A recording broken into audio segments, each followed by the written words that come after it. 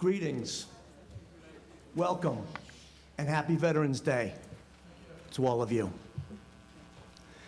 I'm so pleased to see so many people here in attendance for our annual Veterans Services Day ceremony. At this time, it gives me great pleasure to bring up Reverend Matthew Westcott, pastor of St. Mary's Church, Navy chaplain, and Marine Corps veteran, for our opening prayer.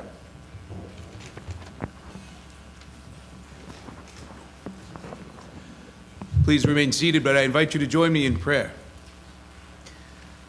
Lord God, we ask you to bless us this day as we gather to honor all of the American men and women that have worn our nation's cloth. We ask you to bless our nation, bless her military, and bless her citizenry, that shoulder to shoulder and arm in arm, we may continue to build and establish this country as a place of lasting justice and peace. I make this prayer in your holy name. Amen.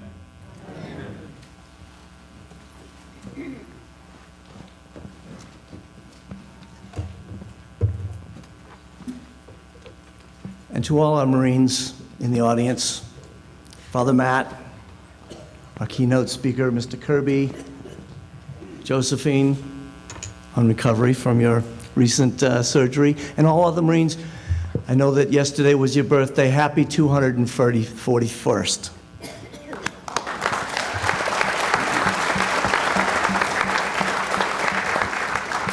I would like to invite all Scouts in the audience to please come down front. They will be led by Matthew Gonzalez, Eagle Scout candidate from Troop 32.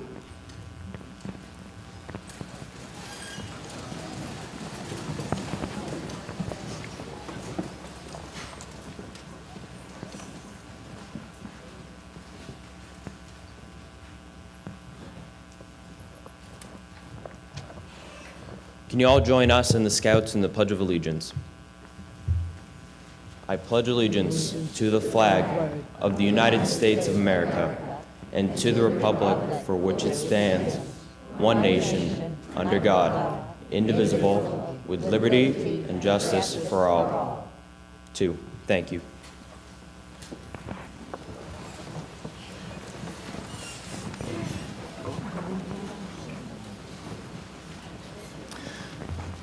So Foxborough is called the gem of Norfolk County.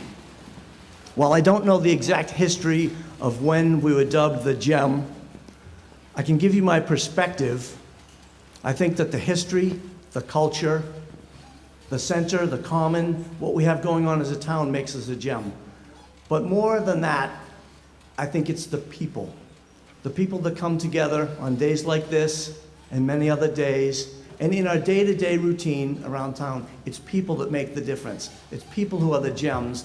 It's people who make this a special community. I would like to introduce one of those special people who was our singer at POW MIA Day back in late September, Julia Carson from the Ahern School, 8th grader, for our national anthem. Julia.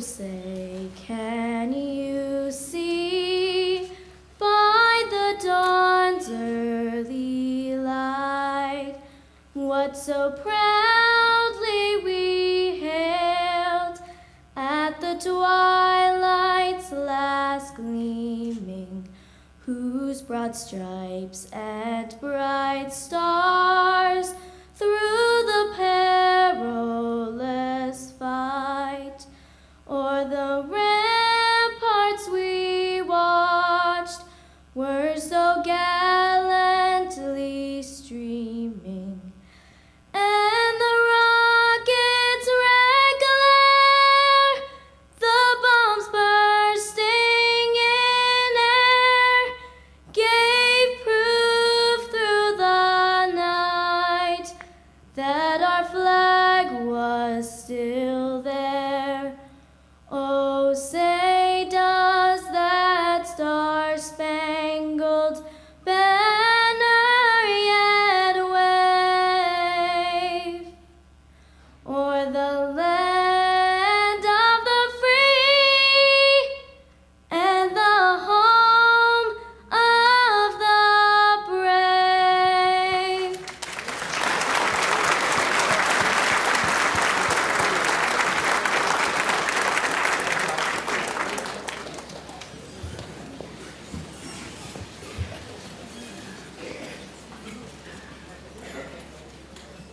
At a time when a lot of people are asking, are we going to be all right? I would say, after hearing that and meeting that young lady, that we are going to be all right.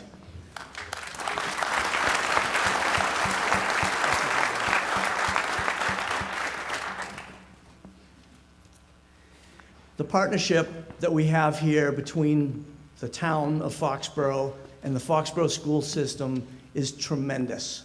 The ties, the bonds, the people, the relationships is incredible. As you look around, you'll see people from the school and people from the town and the community coming together. It's not always that way in every community, and I think that makes us very special. We have the school here at our use. Folks were here earlier setting up. As you could see, we had a singer from the Ahern school. We'll have a speaker from the high school. Yesterday, I was at the Taylor School where they did a special Veterans Day program.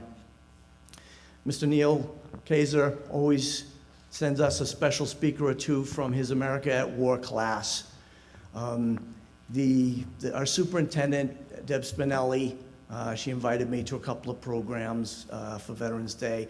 It's tremendous when the town and the school and the people can come together to celebrate not just this day, but every day and make Foxborough such a special community. The IGO school always does a tremendous job for Veterans Day, as do all the other schools. I've visited them through the years. Thank you for that. I'd like to make a quick shout out to a couple of folks. I'm not sure if he's here, but he was going to be here if he could make it. Lieutenant Colonel Select Bob Lima from the National Guard IG office. Thank you for his service. He's getting ready to head away on a one-year deployment. Newcomers to the Foxborough community, Naomi and John Michael Boucher. I know they just arrived in Foxborough, and if they're here, I hope you, are you here? There we go.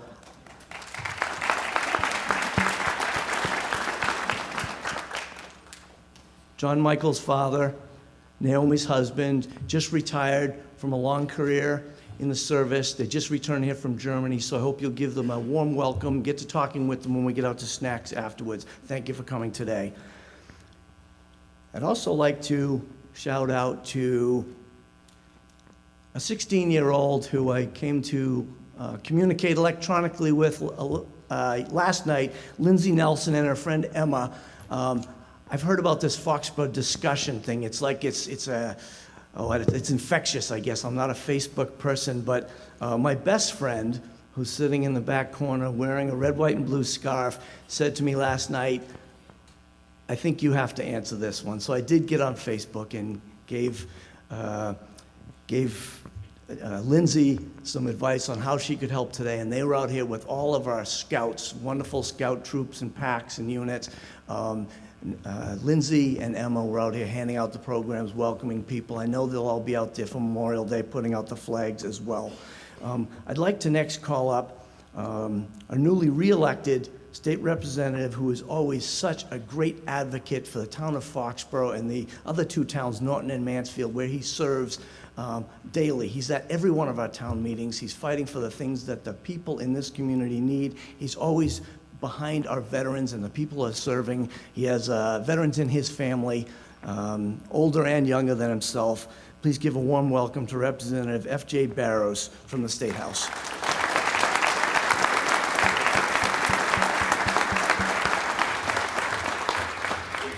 Thank you and good morning, and thanks, Michael.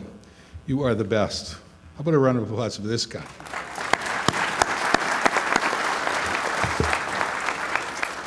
Well, distinguished veterans, honored guests, and fellow citizens, good morning. First, let us thank the kind people of Foxborough High School and to the Foxborough Veterans Affairs Office for hosting us today in honor of you and your service to this great nation. It's a true honor to be standing before you today as we celebrate the brave men and women who have worn the uniform of our country in defense of the United States, in defense of our freedom, in the defense of liberty and democracy. Each year, in the 11th hour of the 11th day in the 11th month, we gather as a nation, as a commonwealth, and as a community to commemorate the service and sacrifice of our beloved veterans. The personal sacrifices and the sheer bravery of our veterans and their families have truly defined the character of our great nation. We must attribute these qualities to the Continental Army, who fought for our independence in 1776, to the heroes of today, who courageously answer the call to arms without hesitation, and to every man and woman who has endured these harrowing yet heroic acts for our country. These principles are what make the United States such an incredible place to live and to raise our families. As the nature of our nation's defense evolves with the passage of time, so do the needs of our beloved veterans. We must recognize that veterans do not bear these burdens alone. Their families share in these hardships and are often faced with the emotional task of healing and the lingering scars of war. We as a community and as a Commonwealth must meet those needs of both our veterans and their families. We must remember that honoring our veterans goes far beyond one day of the year. It is our responsibility to ensure that when veterans return home, they will have the support system they need in order to feel reacquainted with civilian life. I understand personally how important that support system is for a veteran.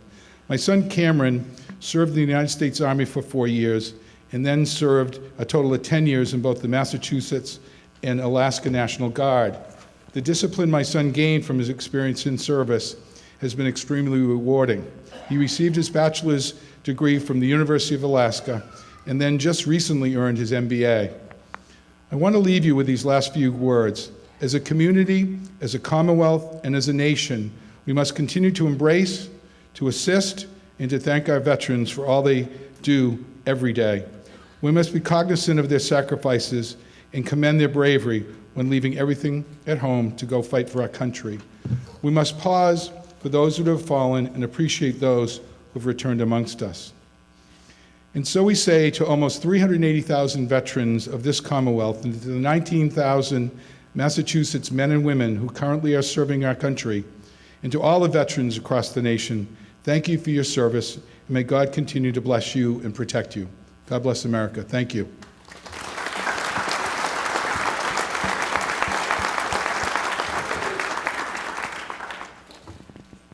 Over the years, things change. As Representative Barrows mentioned, we must address the issues and the things that are important and that the veterans need. The town of Foxborough stepped up, stood up, took great responsibility, and over the years has realized that the veterans, the service members returning from places all over the world, need special care. Should get special recognition, and should have an office where they can come to address some of those needs, to talk it through, and to begin the process of reintegration into our wonderful community. Our Board of Selectmen has been wonderful, supportive, and unlike some communities where the veterans end up fighting with or arguing with or advocating for what they know they need, in Foxborough, the Board of Selectmen members are always coming to me and our Veteran Services Advisory Committee under the leadership of John Connolly, and they're asking, what do the veterans need? And that's a wonderful place to be. And it's a great thing that I wanted to share with you today. Next, I'd like to introduce the chairman of our Board of Selectmen, who understands well service, not just as a Board of Selectmen member, but as a parent, as someone with children who have excelled in school and now with a son at the military academy at the Citadel. David Feldman, Chairman, Board of Selectmen.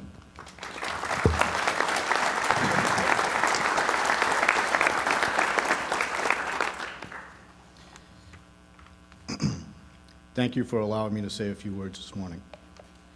We are here today to honor the men and women who have served our country and to remember their achievements, their courage, and their dedication, and to say thank you for their sacrifices. The service members we honor today, courageous men and women, each so different in heritage and background, shared the common bonds of the armed forces, duty and sacrifice. They all realized that race and religion, creed and color made no difference. They were Americans first and foremost, many paying the ultimate sacrifice in the name of freedom. America still relies on her sons and daughters to defend her liberty.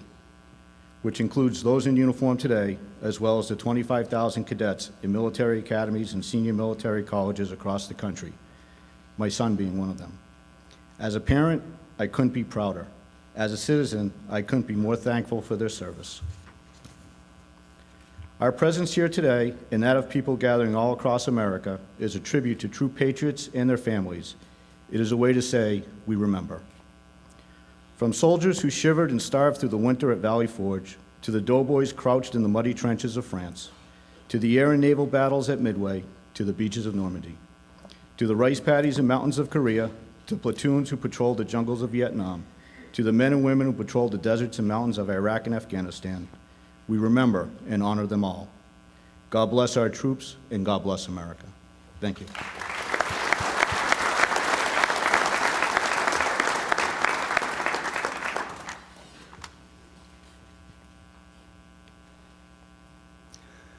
I feel a unique and special bond with those who serve the public, especially those that face danger every day. Those that meet people who may bring them harm on the streets, those that charge into buildings on fire. As a veteran myself, and I think all other veterans here, can feel that bond with our public safety brothers and sisters. Next, I'd like to introduce someone who is a friend, a partner in public safety and public service, someone who is at every single one of our veterans and patriotic events. The chief is here with his two deputy chiefs, Deputy Chief Kelleher and Deputy Chief Buckley. And as you can see, we've got our public safety, public servants in the back here, always keeping us safe. Thank you for being here. It's my pleasure to introduce Chief Roger Hatfield.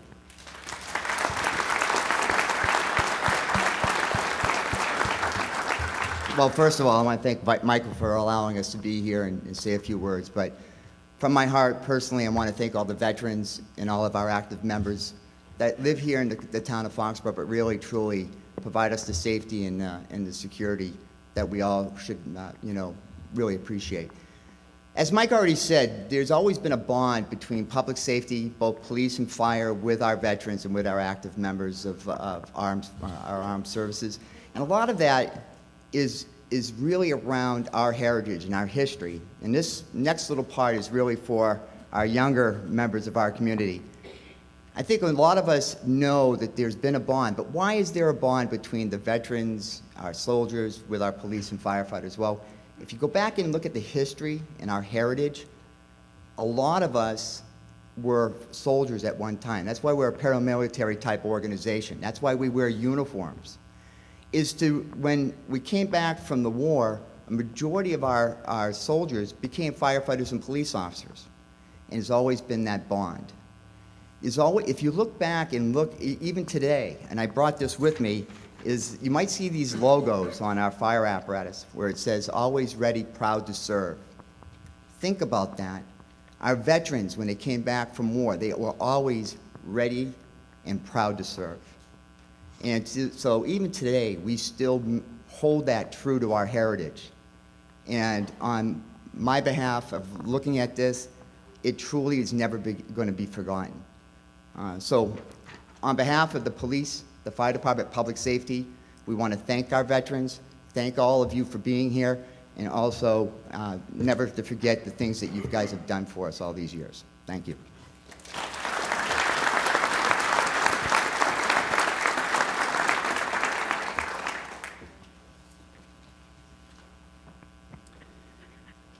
Always a welcome part of our community, and especially our Veterans Day ceremony. The Serenading seniors are such an important and integral part of this special town. I'd like to introduce Director Jean Bonneau and her Serenading seniors as they lead us in a patriotic medley.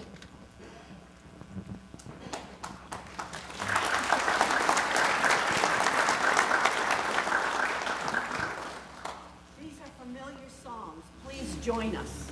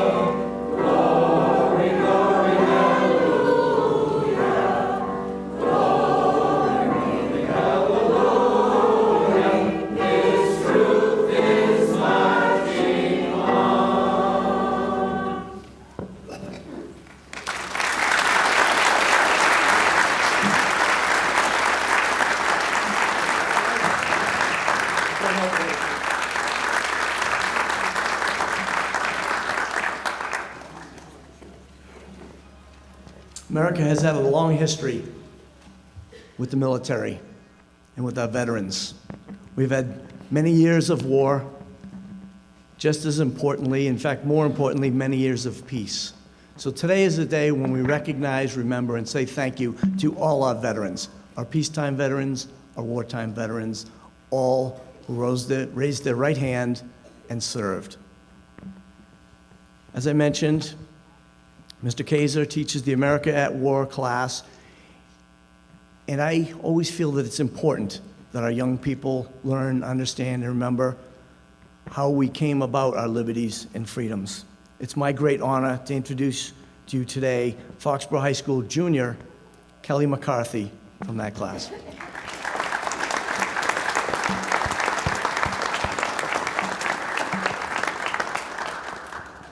Good morning.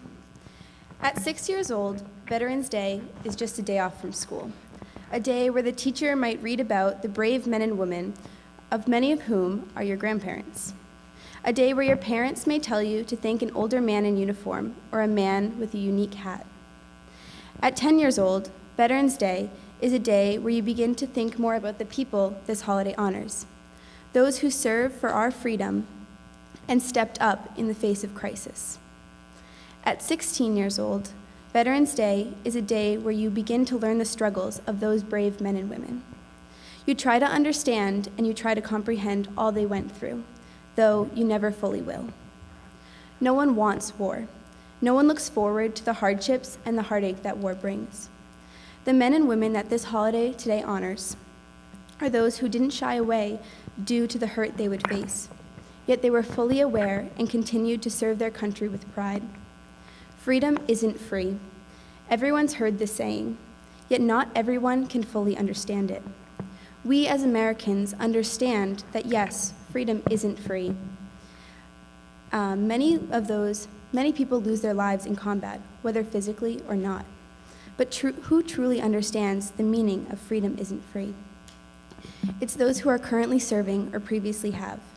It's those who lived months without their loved ones due to combat. It's those who regularly move due to being part of the military. It's them who truly understand the meaning of the freedom isn't free. These are the brave. These are the honorable. These are the courageous. These are the ones who, despite the challenges, stepped up. These are the ones who gave up everything. These are the ones who missed their daughter's first steps. These are the ones who never saw their son's first football game. These people are the reason we are free. Remember that man with the unique hat your mom told you to thank at the age of 6. Remember that woman standing proudly in her uniform that your father encouraged you to shake her hand and say thank you. Those were veterans. Those were the brave men and women who put their lives on the line for our freedom. They possessed the traits many of us can only long for. That small gesture at the age of 6 may not have seemed like much, but to those men and women, it shows that we were grateful for all they've done. It's not just today we should honor these men and women, it's every day. As told to me by an amazing teacher of mine, I hope that one day you'll be able to recognize that hat, see that person proudly in uniform, and thank them, to go out of your way to start conversations. I hope that one day you'll have enough knowledge and character to try to glimpse into their world. For all those sitting among us today, thank you for your service to our country. Thank you for our freedom. God bless.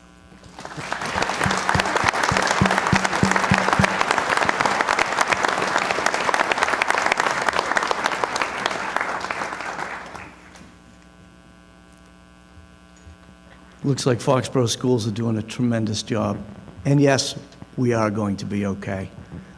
The future of our nation comes up and speaks to us from their heart, thoughtfully reflecting on what they believe. Kelly, thank you very much. I made a contract with myself last winter as it looked like there was a possibility of bringing our keynote speaker to Foxborough from his home far north of Boston. I first met him and heard him speak empathically at the State House in Boston, and was introduced by my good friend, Joe Green, a Marine veteran, whose son is also a Marine veteran, just recently discharged. In fact, I have two special things that I asked Joe if he could bring with him today. One is a bottle of sand that came from Iwo Jima that our keynote speaker brought back and gave to young Joe, again, recently discharged from the United States Marine Corps. It is also my understanding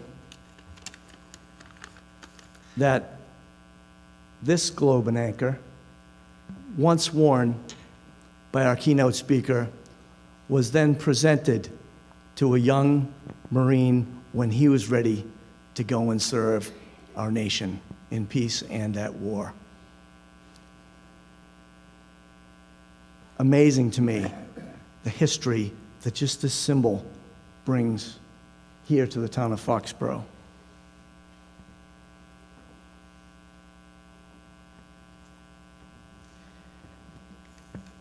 I made a contract with myself after first meeting Mr. Kirby that before I introduced him to you, that I would come to a greater understanding of who he was as a person. So I went and I got his book, Stories from the Pacific, and I read it. But more importantly, I came to know him in our brief encounters as a humble, kind gentleman, a true American. The second contract I made was with my friend Joe, and that was to stick to the script. So now I'll get back to the script. And the script is Larry Kirby, enlisted in the Marine Corps in 1942 at age 18. After completing his training, he was sent to the Pacific Theater and assigned to the 9th Marine Infantry Regiment and took part in 3 amphibious campaigns, Bougainville, Guam, and Iwo Jima. It is my pleasure to introduce to you our keynote speaker, who is here with his wife, Mary, Mr. Larry Kirby.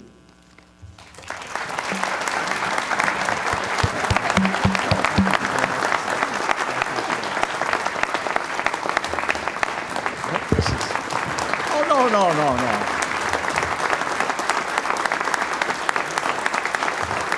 Thank you very much. Please be seated. I'd first of all like to do a sound check. Officer in the blue shirt, can you hear me? Okay. Usually when I speak, I do not use a microphone. I'd rather get down close to the people. And I don't speak from prepared remarks. I've just come here this morning to have a conversation with you about Veterans Day. And first of all, I'd like to thank each and every one of you who came here this morning to honor the veterans who have served our beloved country. And as Mr. John said, I did enlist in the Marine Corps in 1942, and I served until Christmas Eve, 1945, when I returned home to my family. I had been gone for 3.5 years, left home, never came back. And it was a long, long time ago. My war, World War II, has already receded into history because most people didn't live in that time. They have no real recollection of those activities, and they only know about what they read. But I remember every day of the time I served. It's embedded in my mind. I remember everybody with whom I served. And I especially remembered in my mind, my friends who didn't survive the war. In my platoon on Iwo Jima, we lost 22 young men were killed there. And every morning, I visit all 22 of them in my mind. I see their faces and I review them. I love them. They were my brothers. I still cry for them. I miss them. And I will never, ever forget them. But as far as being a combat Marine back in that war, we were trained and we were sent down to the Pacific Islands to take part in the various invasions. And looking back, it was when a young man left the safety of his ship and climbed down the cargo net to get into a landing craft and go to the beach. He knew in his heart that there was a very good chance that he would die on that beach. And still, they went. And the young man, when he goes and attacks the beach, he really only brings two things: his emotions and his training. The emotions run the gamut all the way from bravery to outright fear. The uncertainty of what is going to happen to you in one of these landings is an overpowering fear, and you have to fight through it and still do your job. It takes a lot of courage, actually. And I personally had a little edge because when I finished my basic training at Parris Island, I'm sorry, I have a little cold here. When I finished my basic training, I was selected to be a reconnaissance scout. And you servicemen, you know, the MOS is 0321. And I received training that lasted for over a year, actually 13 months of training. I went from up to Camp Lejeune, where I went to advanced infantry training. I went to special weapons school. I went to communication school. I went to reconnaissance scout school. I was trained as a sniper. I went to the West Coast, where I received more training. I received training in camouflage. I could camouflage myself so that I would disappear if I were in the foliage. I was so very well trained that I felt confident that I could do my job and I could survive. Because I know, looking back, that the young man who goes into combat without proper training, that young man will die. There's no question about it. Your training carries you through the hard times. And on Iwo Jima, I was with Easy Company, we now call it Echo Company, of the 2nd Battalion, 9th Marine Regiment. That was a terrible battle. Some historians now say that Iwo Jima was the bloodiest battle involving American troops since Gettysburg. In my particular company, we landed with 320 young Marines. And less than 3 weeks later, 20 days later, we were relieved and taken back to the beach. And there were just 7 of us left standing out of 320. And I wondered then, and I wondered for a long time, why was I spared? And I looked at the other 6 fellows that got out of it with me, and Captain Schmidt and the gunnery sergeant had come to us from the Marine Raiders. Marine Raiders were the creme de la creme of the Marine Corps. They were the special ops guys. They were the most trained people we had. And I was a platoon sergeant. We had 3 sergeants that were still alive, and they were former paratroopers. They had been trained, a lot of training, and you servicemen know what I mean. They had received excessive training. And a corporal who was also trained. And all 7 of us had been in all 3 campaigns, from Bougainville, Guam, Iwo Jima. So we had experience and we had training. And I think I was lucky to survive. But one of the elements of my survival was the fact that I was well trained. And that training went beyond learning to march or field strip your rifle or something, we used to have practice runs and training procedures where we would have to develop tendencies and also overcome natural tendencies. Try to give you one example so you know what I'm talking about. We had a course that we used to run through the woods, a little path, and you'd be running, and people were firing over our heads. And partway down this course, you come to a tree, and you have to go around the tree to continue on. And the instinct is, for all of us, is to go around to the right, because when we drive, we're on the right-hand side of the road. When we go into a public building, you go over to the right side and take the railing. When you come to a revolving door, you push the right side. We're all right-handed. So the instinct is to go around the tree or the obstacle on the right-hand side. The enemy knows that, and he will have his rifle zeroed in 30 inches above the ground on the right side of that tree. And anyone that goes to the right side will get shot. So we had to practice and practice to overcome a tendency to go to the right and always go to the left. That's just a small example of the training we had. It was in-depth, it was creative, and I really think that training helped me to survive and to be here today when so many of my comrades didn't make it. And back then and today, I feel that to a very large extent, I owe my life to the men who trained me.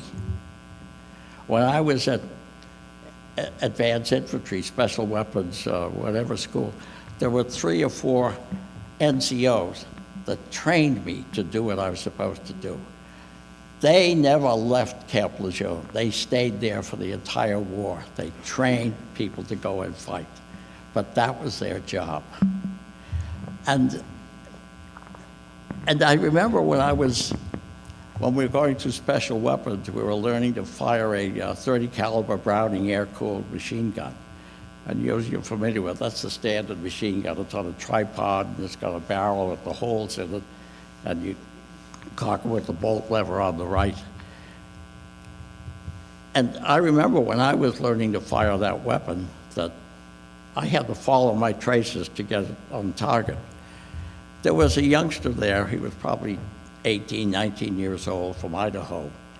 And for some reason or other, every time he fired his machine gun, he hit the target. He was born to fire that weapon. The sergeant in charge came over to him and he said, "You're the best student I've ever had. You're a natural in firing this machine gun."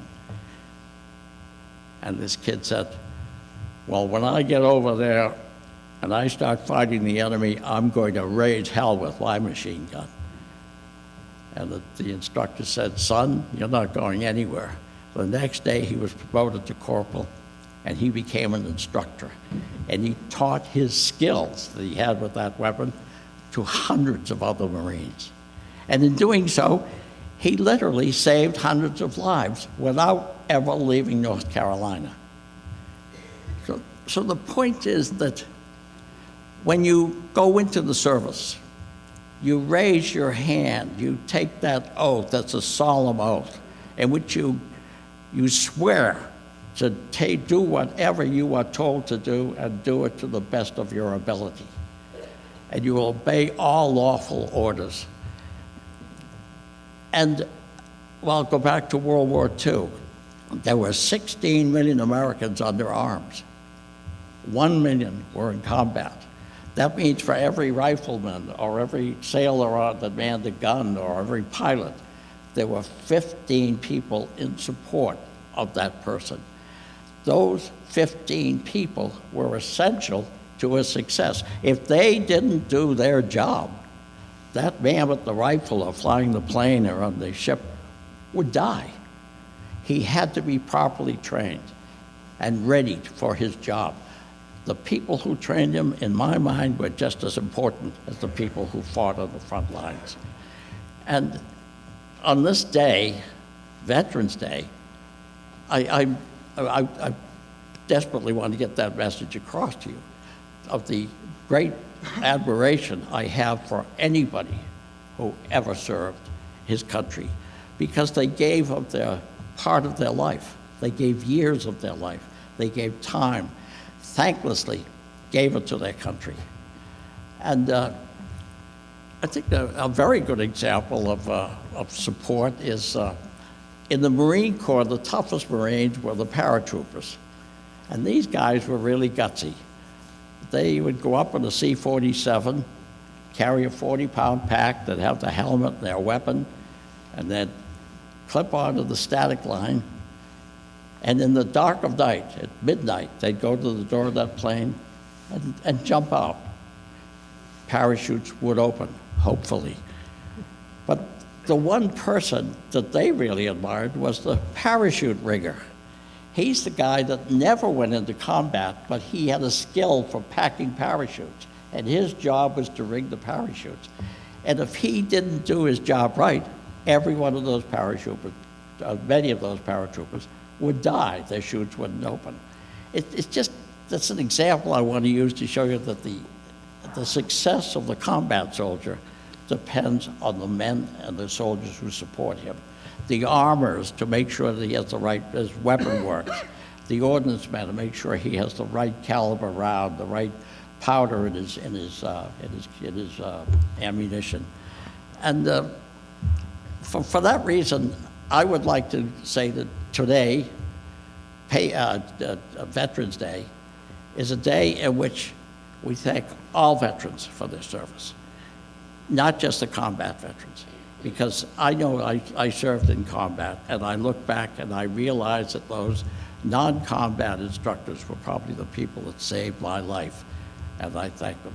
So I don't want to talk too much longer because it's a long day, but I would like to ask anybody who has ever worn the uniform of the United States in this audience to stand.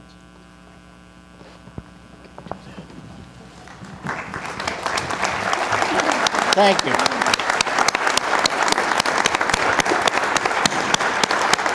I'd like you to know that I, for one, salute you, and I thank you with all my heart for your service to our beloved country. You're my heroes. Thank you.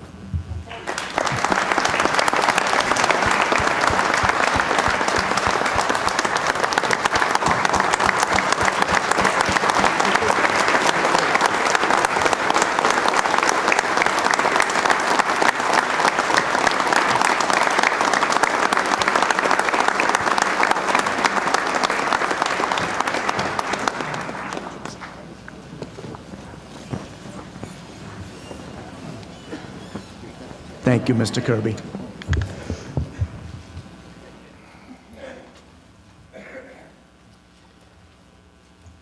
It's interesting, as we look back,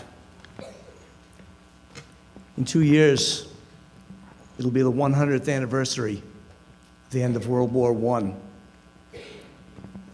It is the 75th anniversary of Pearl Harbor, the 66th anniversary of Korea, the 50th anniversary of the end of the Vietnam War, and the 25th anniversary of the Gulf War. It's been 15 years since our wars in Iraq and Afghanistan started. History's still going on, still being created. I'd like to bring back the Serenading seniors, if they will salute our armed forces.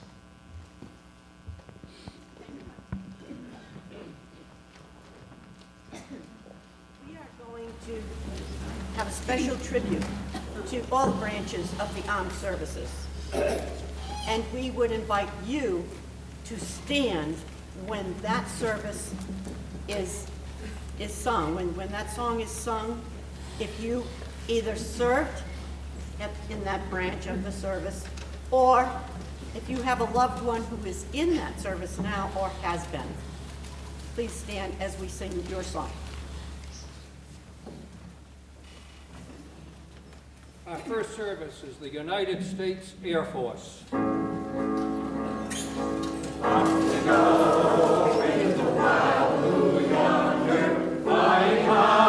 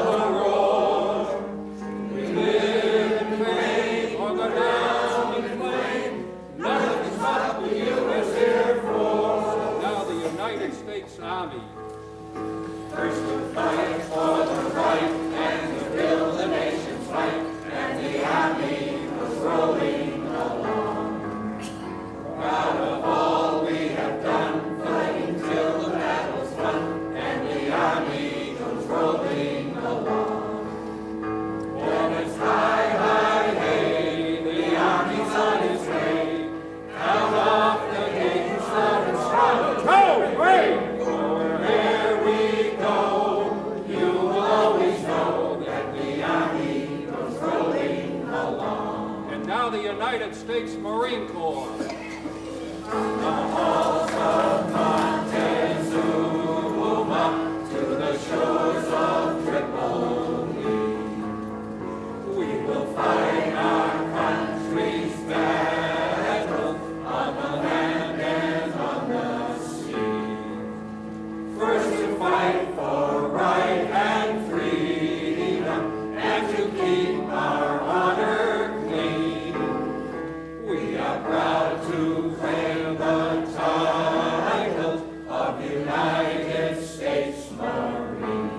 The United States Navy. Anchors aweigh, my boys, anchors aweigh. Farewell to college joys, we sail at break of day, day, day, day. Through our last night on shore, drink to the foam. Until we meet once more, here's wishing you a happy voyage home. And finally, the United States Coast Guard. We're always ready for the call. We place our trust in thee. Through surf and storm and howling gale, I shall our purpose be. Semper Paratus is our guide, our fame, our glory true. To fight, to save, or fight to die, I Coast Guard, we are for you.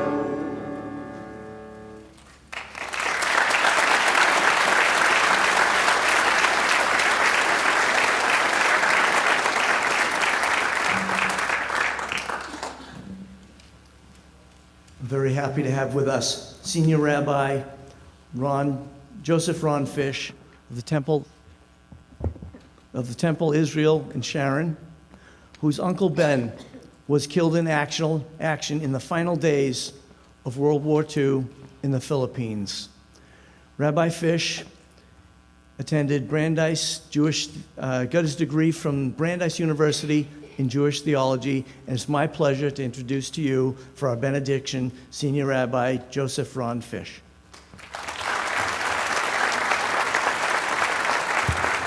Thank you so much for inviting me. I am new to the community, and it's a real honor to be on this stage and in this community with so many veterans, so many who have stepped forward and given their all for our country. Maybe your home is like mine. Over the last several months, we have almost in a continuous loop the music from the new hit show Hamilton playing. And as I stand here today, I'm reminded of one of the great pieces from that show. History has its eyes on you. In 1776, there was a group of people who knew that history had its eyes on them.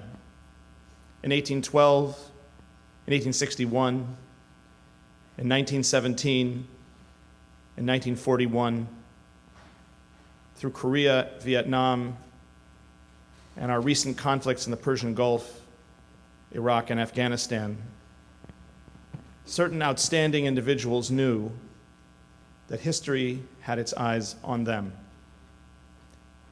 And in between those wars, in between those moments, in ways that were covered or unknown to the larger community, there were always people who knew that history had its eyes on them. We rely on you, and we all need to learn from your model, not only for your courage, not only for your conviction, but also because in your model we see that something we sometimes forget is the critical lesson of Veterans Day. We recall today how those stories in the past ended. We and our younger generations remember history as a narrative with a beginning, a middle, and an end. But you know, you who served, you knew that the end was not written, that the future was unknown, and it was up to you to make it. During those times of conflict and every day in between, down to this very day, history has its eyes on us. And tomorrow is ours to make. Synagogues around the world will read tomorrow from the book of Genesis, the beginning of the call to Abram, who will become Abraham. And in those words, we hear that God calls him to go El Haaretz Asher Areka, to some unknown land. Go to the unknown land, which is, in some sense, the future. Go there with courage, because history has its eyes on you. Have courage. Dear God, may we all be blessed with the conviction, the patriotism, the love of family and community, the courage of our veterans who were in the spirit of Abram, who looked to the unknown world beyond them, the future that was to be made, and said, I will make that history. I will forge that better union, that better society, that protection for my family and community, which is yet to be written, and I promise it will be written by my hands. Dear God, may we all be blessed with that spirit. May we all be blessed to love and embrace and thank the veterans around us.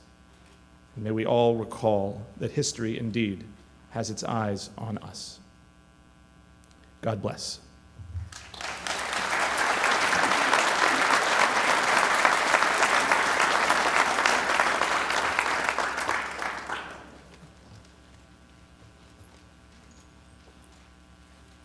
Before I make some closing announcements, I would like to invite Team Bonneau and the Serenading seniors to close with our favorite song.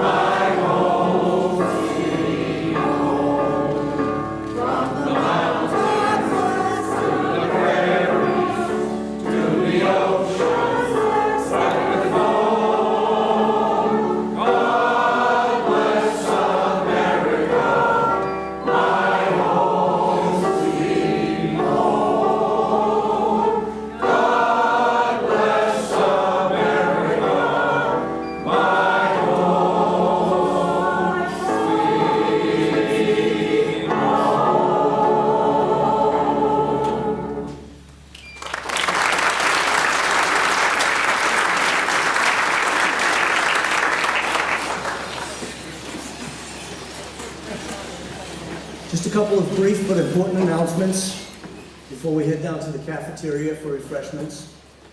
First, carrying on the tradition of the last several years, there will be turkeys and tickets available for the Thanksgiving game where Foxboro plays the annual game against Mansfield.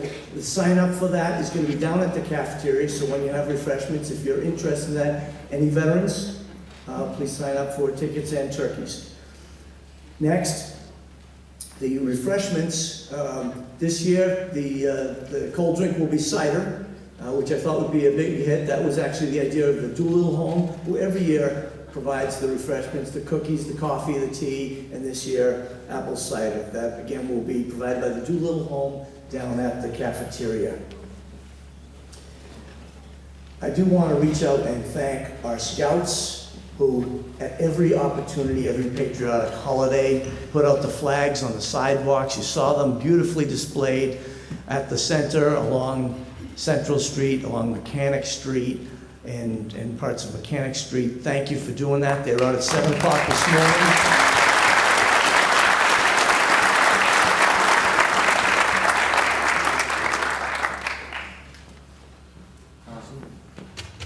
I apologize for interrupting, taking the mic for one more moment. I just wanted to let everyone know that the Sharon Interfaith community is having an Interfaith Thanksgiving program on Sunday, November 20th at 6:30 p.m. at the mosque in Sharon. There's going to be Christians, Muslims, Jews, I'm sure others as well, non-faith tradition folk, all coming together to give thanks for our American heritage. And it's not exclusive to people in Sharon, so we want to open the doors to everybody and welcome you to join us as well. Thank you. Thank you.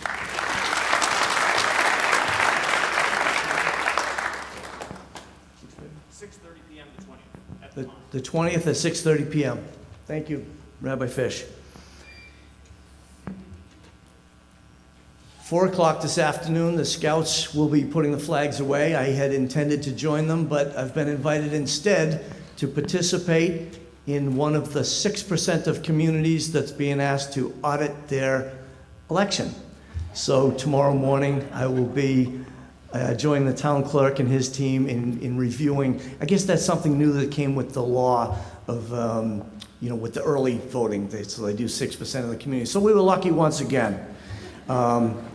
Lastly, we have a new war memorial that is going to be going up, and that starts today. And that is to honor our folks who have served during the period from 9/11/2001 until the end of action in Iraq and Afghanistan. The fundraising starts today, the planning starts today, and 1 year from today, we will cut the ribbon on that war memorial for Iraq and Afghanistan on the Common prior to coming here for this ceremony. We have 2 working groups.